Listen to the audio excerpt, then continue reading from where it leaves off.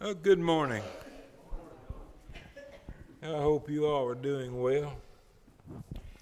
I got a ringing in my ear right after I say a word, it'll ding or something, and I feel like I'm running backwards.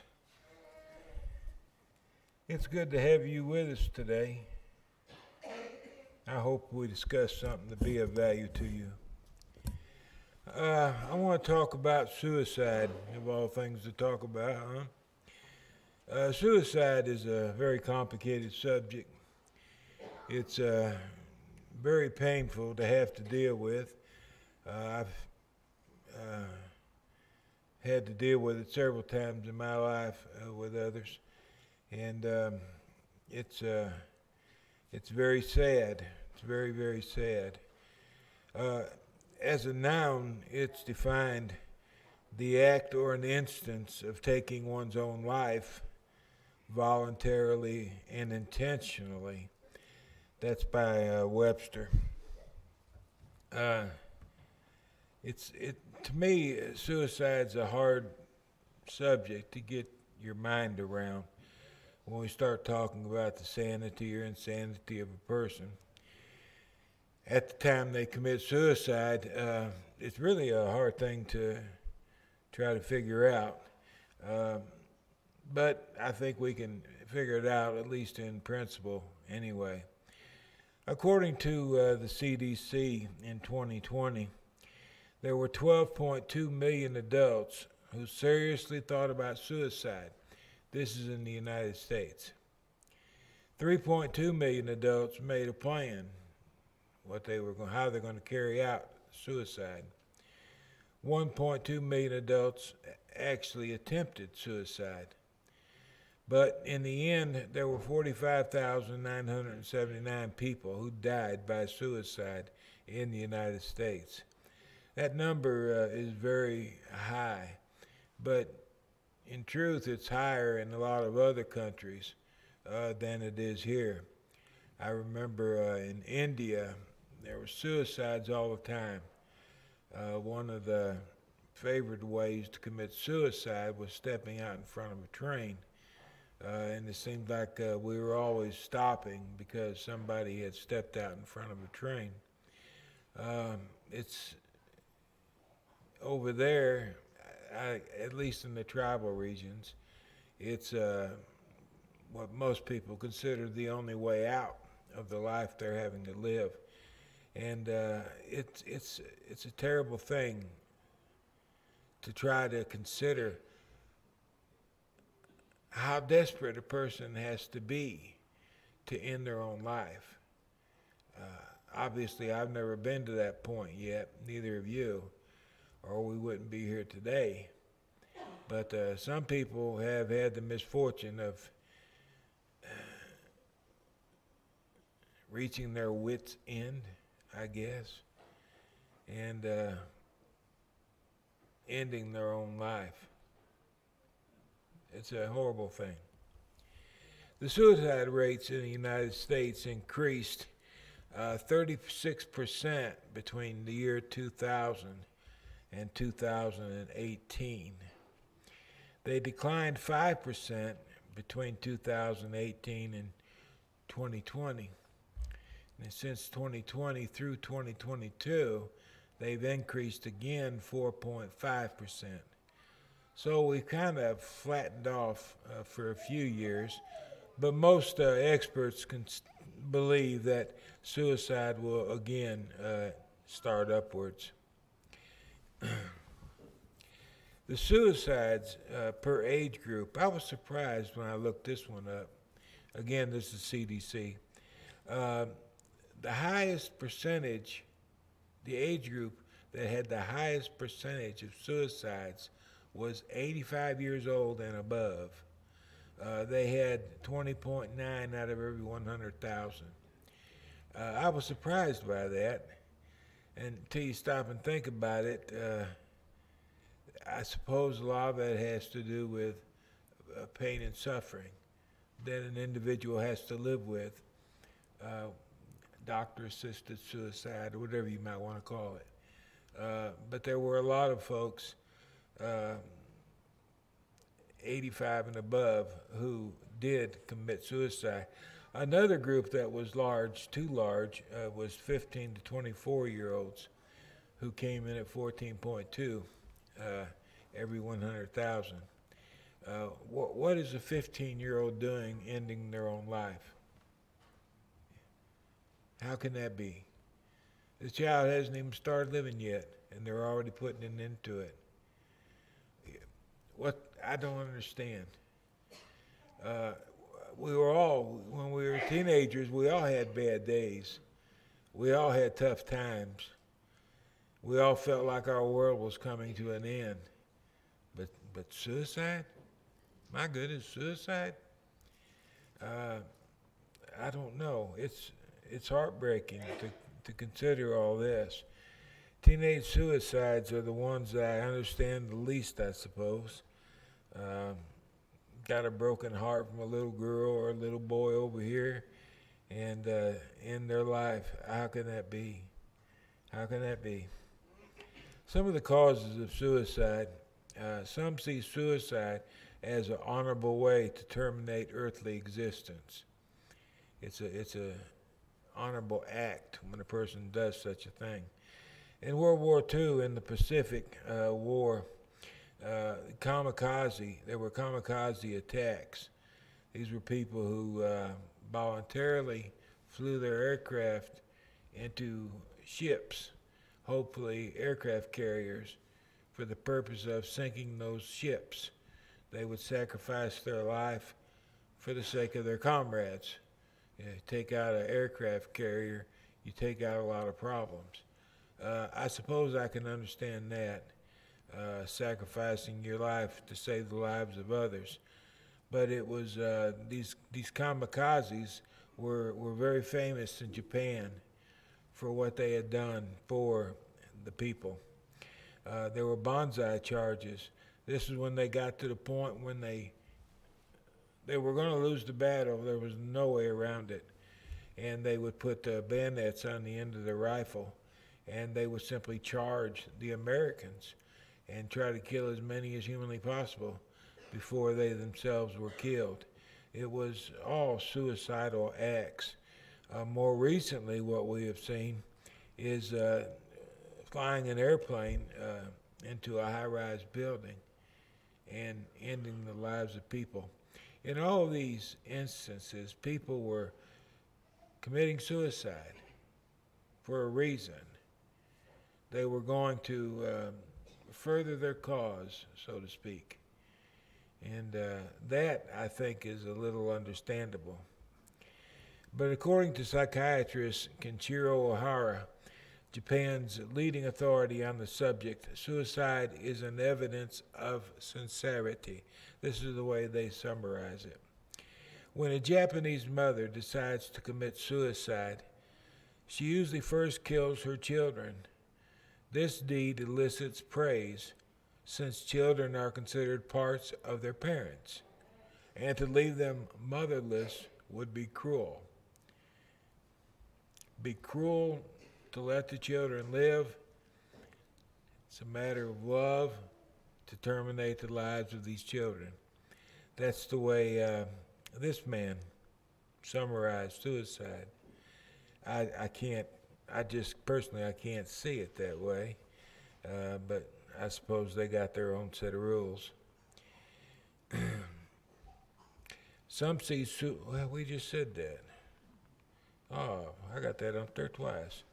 In the United States, new rationalizations of suicide contribute to increase. And this is agreed upon by all people. Life has been cheapened in a number of ways.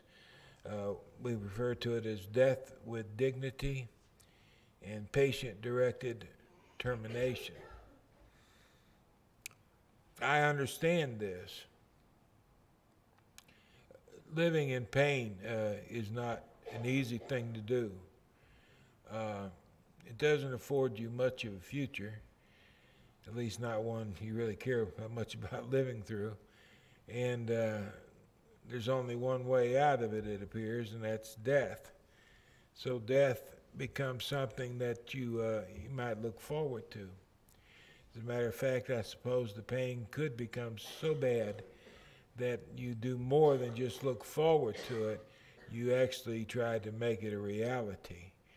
Uh, the human body is capable of experiencing a great deal of pain, and a lot of people, sadly, have had to deal with that kind of pain. I've watched people in pain, and it's heartbreaking when you see someone in pain and you can't do anything to help them. You can't do anything to help them, and it just breaks your heart. And you pray to the Lord that something could happen that would ease their pain. Well, sometimes to the suffering person, there doesn't seem to be anything available other than death. So they make death happen. They look for assistance, and sometimes they receive it, and they terminate their own lives. I understand that, and that makes suicide not look hardly as terrible to me. Modern humanistic influences have had a lot to do with the way we look at things today. It's one of the reasons I think there are so many shootings in New York, Los Angeles, people just shooting people for no good reason at all. I think life has been cheapened to the point it doesn't seem like such a big deal. I killed an old man, so what? He didn't have much longer to live anyway. It's just it's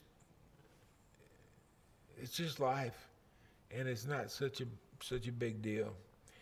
Abortion, euthanasia, human experimentation, all these things cheapen life. They all make life look less than what it is. The sanctity of life. It's hard to think about the sanctity of life when a person's having an abortion. And why? Well, to ease the load the mother's going to have to bear. It's best to end life. We terminate life for a number of reasons, and one of the problems, one of the feedbacks to that, is the fact that life doesn't look so important any longer. What once was held up as something to be sanctified, now it's considered something to be taken out of the way if it's going to create problems for others.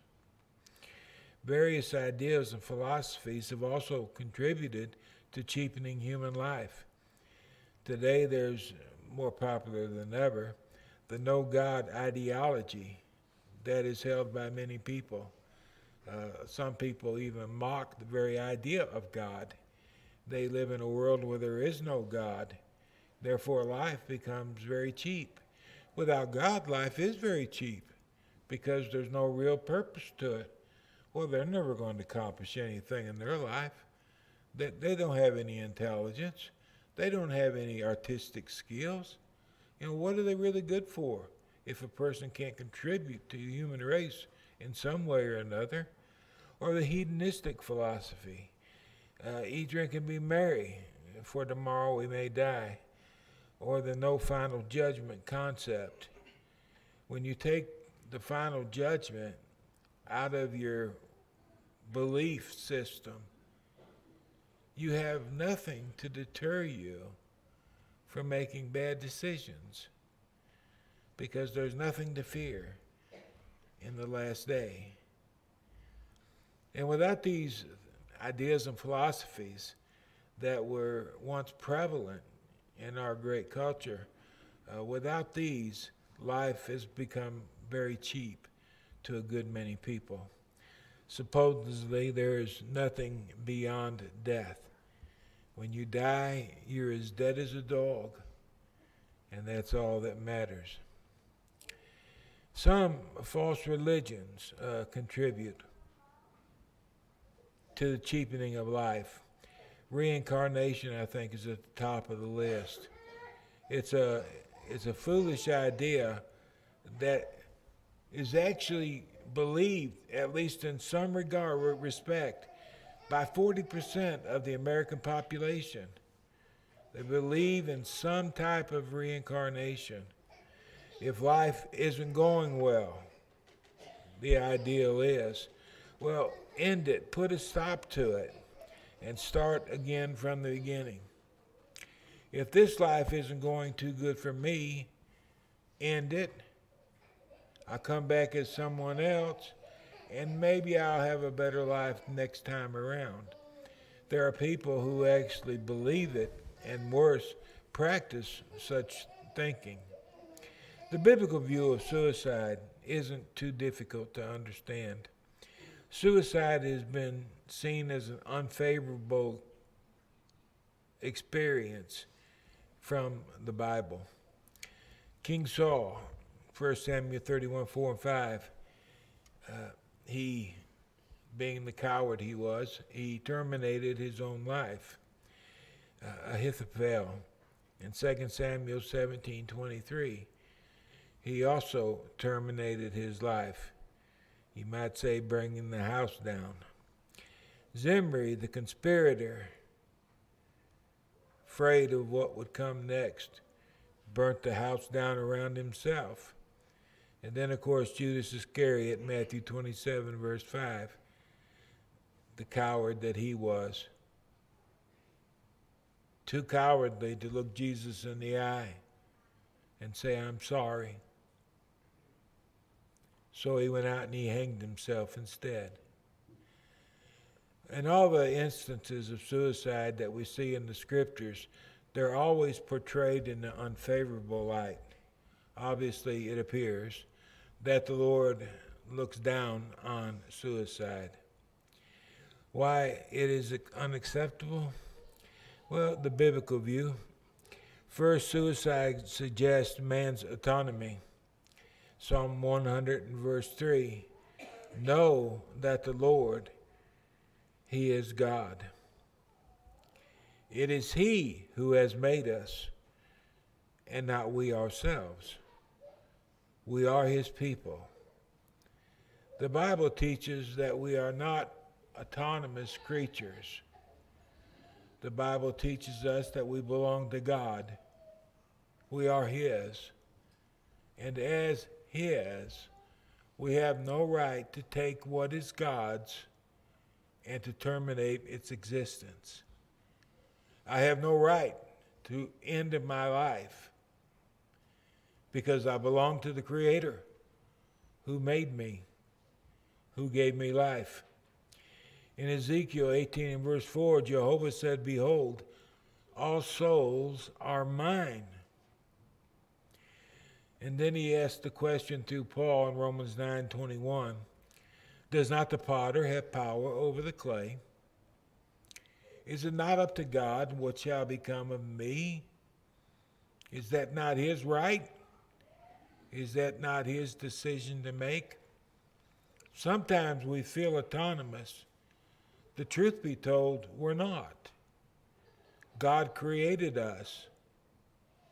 And being that God created us, we belong to Him.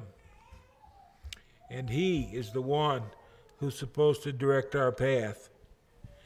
And some folks, of course, I think would laugh at the idea, but we must remember there is a day of judgment. And in the day of the judgment, we must give an account of the way we have lived. Whether we've done it rightly or poorly, we must give an account to Jehovah. Man's autonomy is denied by the very judgment itself. In John chapter 12, verse 48, the Lord said, the word that I have spoken will judge him in the last day. I will be judged by the words of Christ. If I was to commit suicide, I will be judged by the one who thinks suicide is unacceptable. He doesn't want me to terminate my own life. He wants me to live as He's directed. and live it out to the end. No matter how much pain one suffers, that doesn't give us the right to end our own life. We may want to, we may desire to do it, but we're going to have to face God in the end. And we're going to be judged not by what we felt was the right thing to do, but by His very standard. And ending one's life is not the end of suffering. It's only the beginning. Because the worst is yet to come.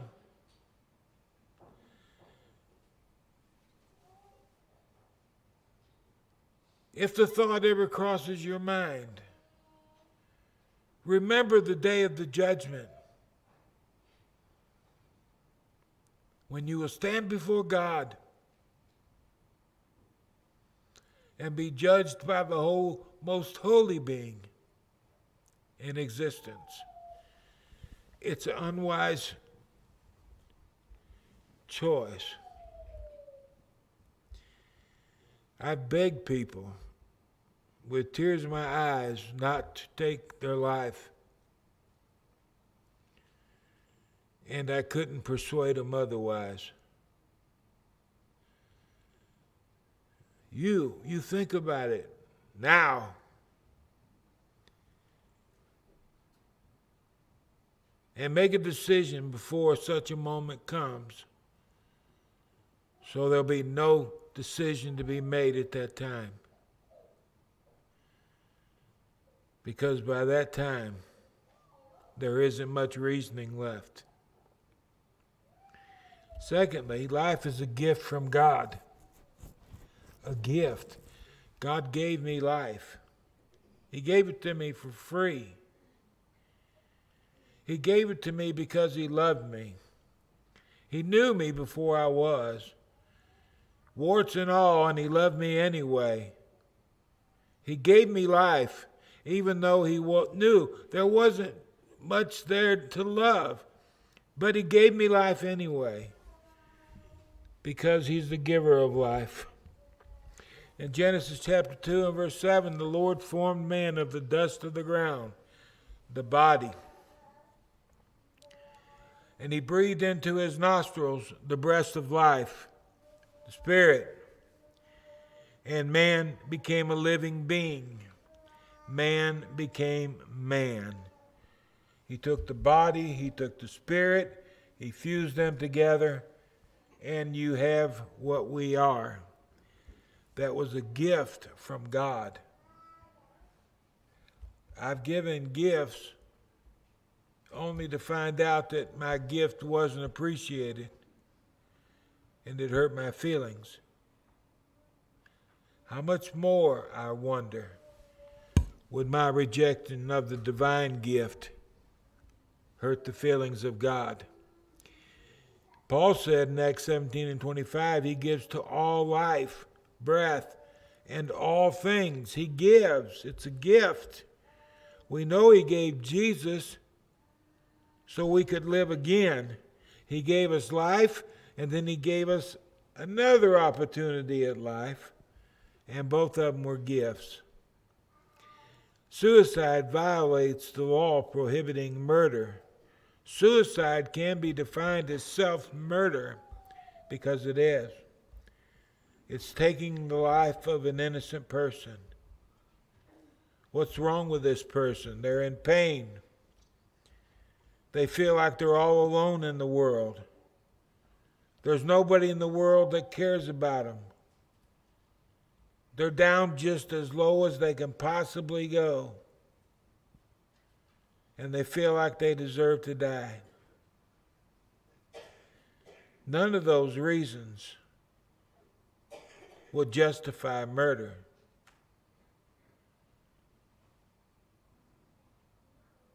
The person who commits suicide is guilty of murder, self-murder, and we know that murderers won't fare well in judgment. And someone says, well, you're talking about the world to come. We're dealing with the world that is. We may be living in the world that is, but once a person pulls that trigger, they're in the world to come. We're only a step away from eternity. One very short step.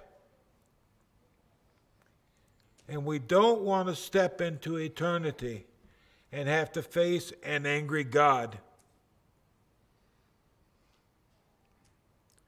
That is completely unacceptable. Whoever sheds man's blood, by man his blood shall be shed, for in the image of God, there's the reason, in the image of God he made man. In Exodus chapter 20, verse 13, one of the 10 Commandments, Moses wrote, you shall not murder. These, of course, were the words of Jehovah.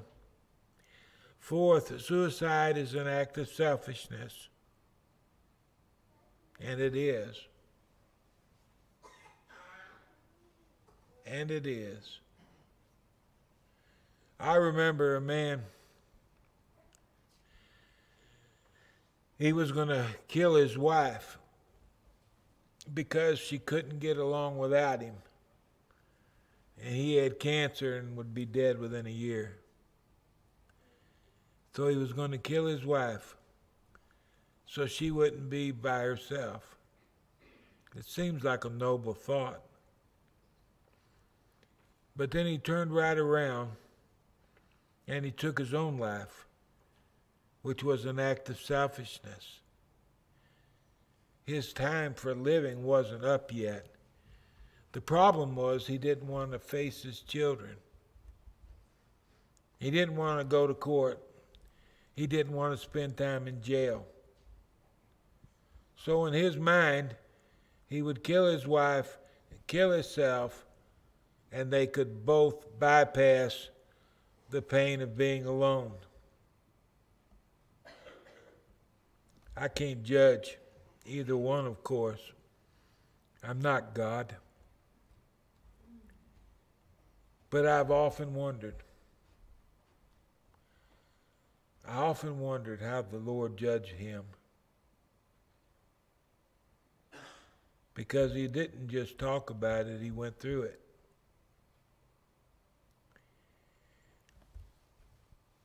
I don't know what goes on in people's minds. It's almost like talking to someone you don't know anymore. We have the responsibility of serving and glorifying Jehovah. In Ecclesiastes 12:13, Solomon said, let us hear the conclusion of the whole matter. Fear God and keep his commandments, for this is the whole of man. This is our reason for being here. A person who commits suicide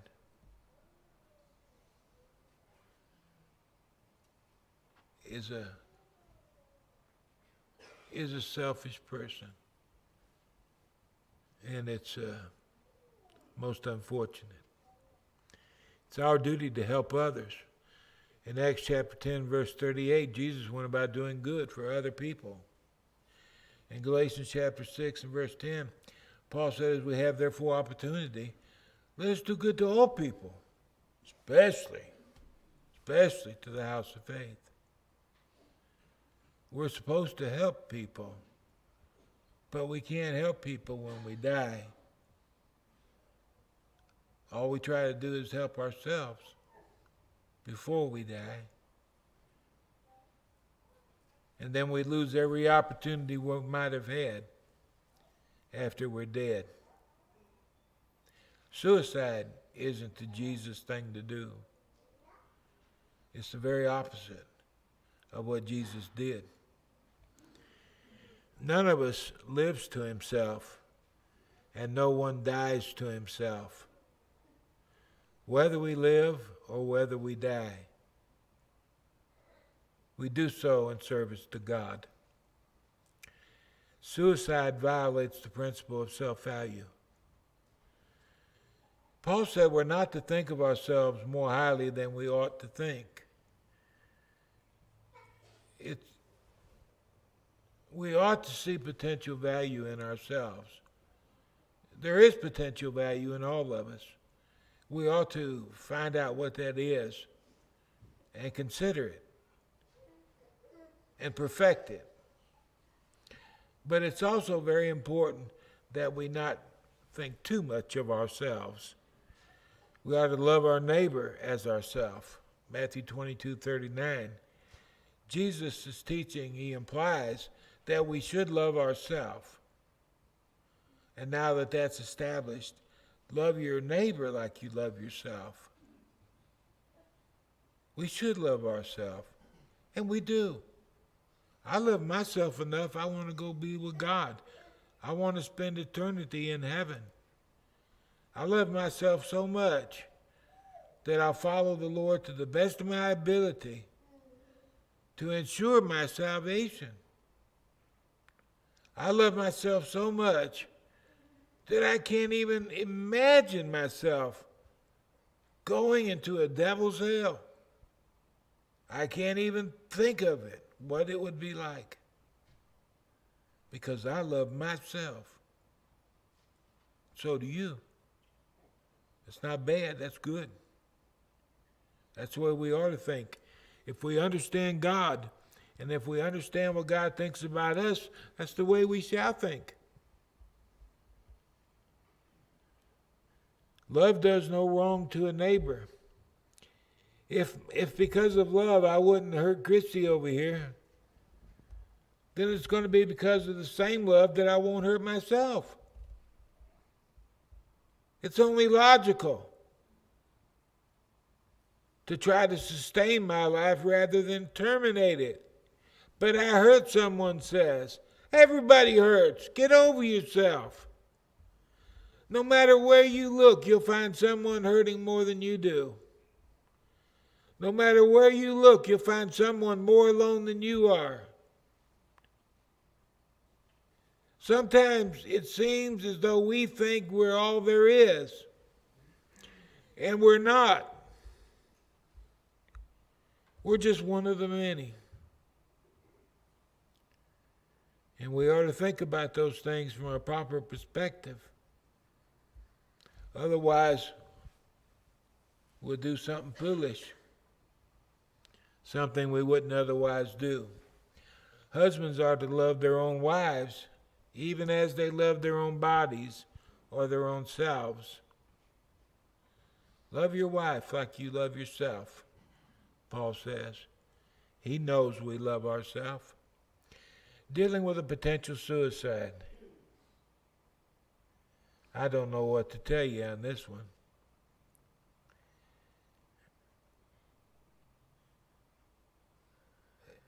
Except to do what we should be trying to do all the time.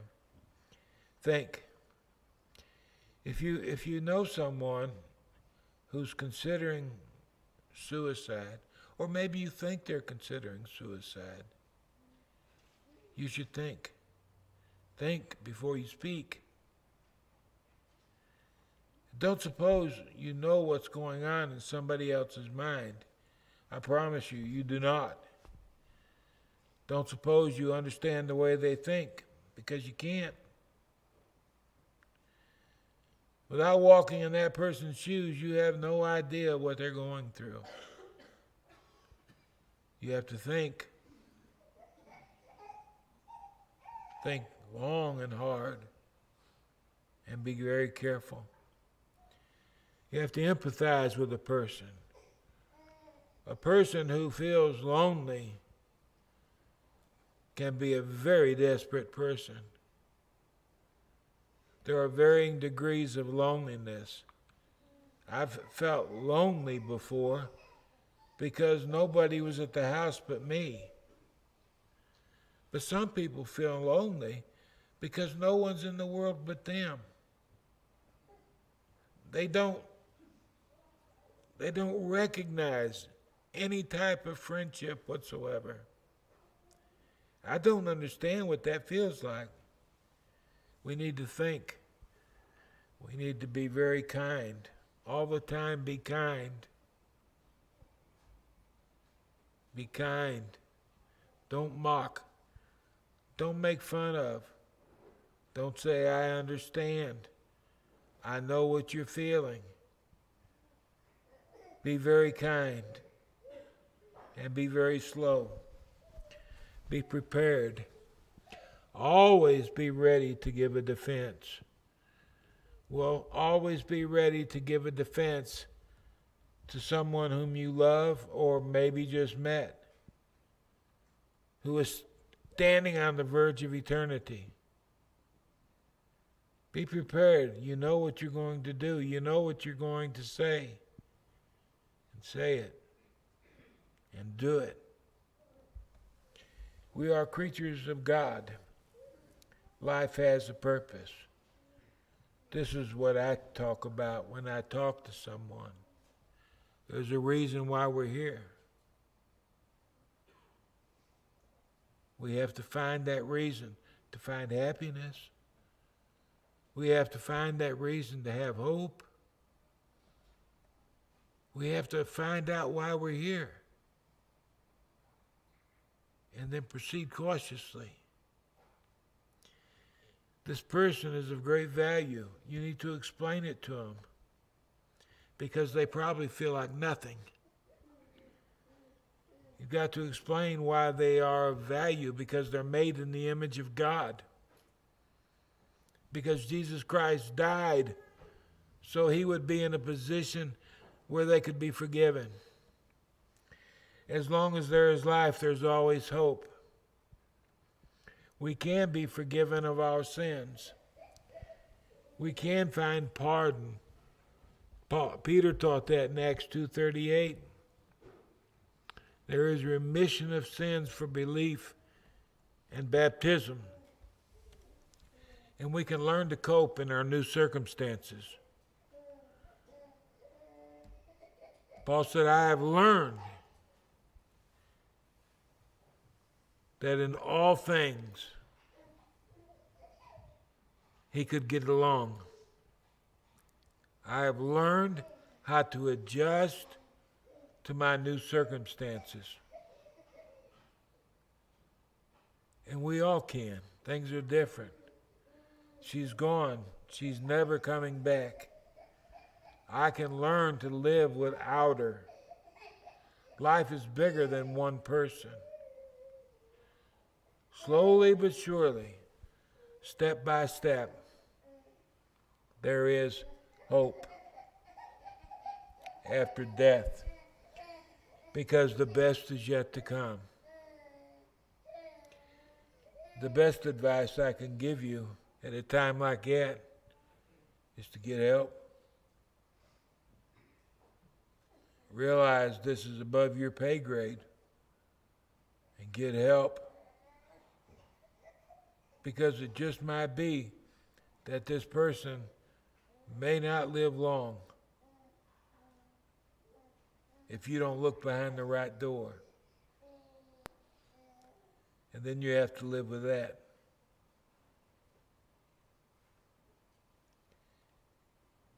If you contemplate suicide, stop thinking about that. You know it's wrong. You know it's wrong. Don't even think about it. Jesus said a person can't commit fornication in their mind because they're thinking on the wrong thing. Well, the same is true about suicide. When we think on something too much, that thing may become a part of who we are. Don't entertain those kinds of thoughts. And if you notice somebody who is, see if you can find them help. We are our brother's keeper, and we need to do the best we can to help people enjoy a better life. If you're here today, if you are not a Christian, well, I guess as I've been beating around the bush on all morning, is the fact that you are of value and you are here for a reason, and that is to come to know God as your Father, the Father of spirits, who loves us and who wants us to experience the most abundant life possible. We are to believe in Jesus as the solution to our problems, repent of our sins, confess Him before men, be immersed into water with Him for forgiveness of sins. As children of God, we have an obligation.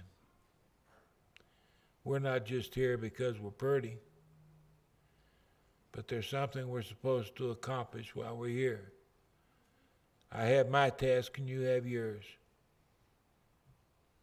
Find out what your task is and do it the best you know how. Sometimes we fail for a lot of different reasons. Sometimes we need the prayers of one another to pick us up and help us go on.